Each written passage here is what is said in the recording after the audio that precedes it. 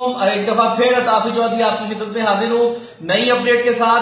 पहला रिजल्ट 62,471 मुबीन आगे था और खुरम दस्तगीर साहब 47,374 पीछे थे और लीड मुबीन की 166 पोलिंग स्टेशन में से फार्म 45 के मुताबिक 15,103 की लीड थी।